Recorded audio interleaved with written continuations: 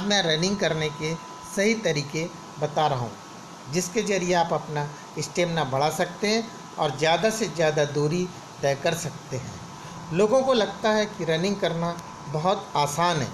सुबह जल्दी उठो, जूते पहनो और दौड़ पड़ो। बहुत से लोग इसी तरह से रनिंग करते हैं और कुछ समय बाद आपको तकलीफ़ पैदा होने लगती है। इसकी सबसे बड़ी वजह है कि आपको रनिंग करने की सही तकनीक मालूम नहीं होती। रनिंग करने के पीछे एक विज्ञान है, साइंस है। अगर आप उसे जान लेते हैं तो आप बिना थके ज़्यादा रनिंग कर सकते हैं। इसके लिए सबसे पहले आपको आपके हाथों की पोजीशन, दौड़ते समय कंधों को 90 डिग्री के कोण पर रखें। दौड़ते समय ध्यान रखना चाहिए कि आपके हाथ आगे पीछे जाते वक्त आपकी पसलियां और कोहनी के बीच ज़्यादा गैप ना बनाएं। हाथों को ऐसी पोजीशन में ना रखें कि दायां हाथ बाएं हाथ की तरफ जा रहा हो। दौड़ते वक्त आपकी दोनों हथेलियां और मुट्ठी कूल्हे से ठोटी तक आती जाती रहनी चाहिए। दूसरा नंबर आता है सांस लेने की सही तकनीक। नॉर्मली जब हम सांस लेते हैं तो हम फेफड़ों का ऊपरी हिस्से का इस्तेमाल करते हैं। हमारी बॉडी को पर्याप्त मात्रा में ऑक्सीजन मिल जाती है, जिससे शरीर की सभी एक्टिविटीज़ आराम से हो पाती हैं। जबकि हमारे फेफड़े को ऑक्सीजन का स्टोर करने की कैपेसिटी केवल 6 लीटर होती है।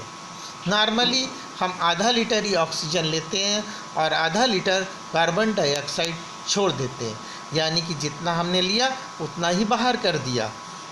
इस कंडीशन में ऑक्सीजन और कार्बन डाइऑक्साइड का संतुलन बना रहता है।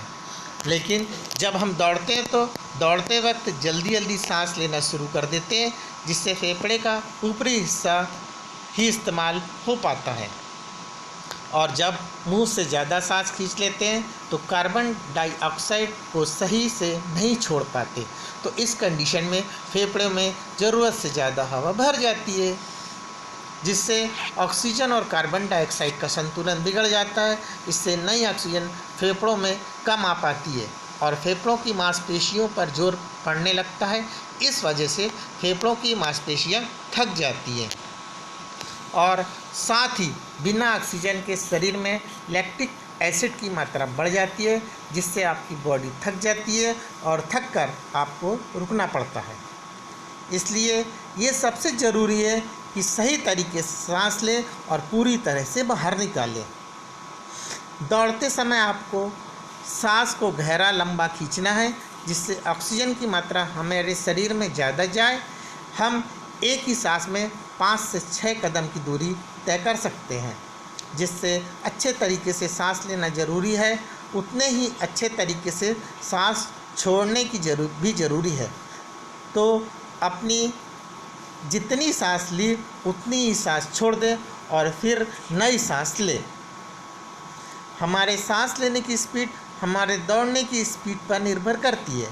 जो आप धीरे दौड़ रहे हैं तो सांस लेने की स्पीड भी धीमी होनी चाहिए, और अगर आप तेज़ दौड़ रहे हैं तो सांस लेने की स्पीड भी तेज़ होना चाहिए।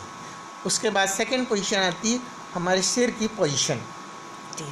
कुछ लोग होते हैं जो रनिंग करते समय कभी नीचे देखते हैं, कभी ऊपर, तो कभी दाएं बाएं नज़र घुमाते हैं। ये रनिंग करने का बिल्कुल गलत तरीका है। रनिंग करते वक्त हमारा सर एकदम सामने की तरफ होना चाहिए। अगर आपका सर नीचे की तरफ झुका रहेगा या दाएं बाएं झुका रहेगा तो गर्दन की मांसपेशियों पर खिंचाव रह सकता है। चौथी नंबर आता है पैरों की लैंडिंग। ये सबसे इम्पॉर्टेंट है। ज़्यादातर लोगों का रनिंग को लेकर ये सवाल होता है कि पैरों को लैंड कराते वक्त पैरों का लैंड पोजीशन पंजों के बल होना चाहिए या हिल के बल। ज़्यादा लोग रनिंग करते वक्त पहले हिल को ज़मीन पर छूते हैं, लेकिन ये पैरों की लैंडिंग करने का सबसे गलत तरीका है, क्योंकि हिल ज़मीन पर छूने की वजह से शरीर का सारा वज़न घुटनों पर आ जाता है और आप लंबे समय तक इसी तरह रनिंग करते हैं तो घुटनों में परेशानी आ सकती है। इसलिए कोशिश करें कि आपका पैर एकदम सीधा ज़मीन पर लैंड हो। ऐसा करने से शरीर के सभी हिस्सों पर बराबर दबाव पड़ेगा और आपके घुटनों से संबंधित कोई समस्या नहीं होगी।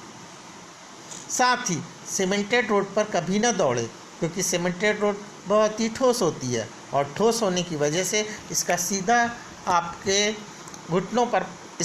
असर आपके घुटनों पर पड़ता है और घुटनों में आपके प्रॉब्लम आ सकती है। तीसरा नंबर है आराम।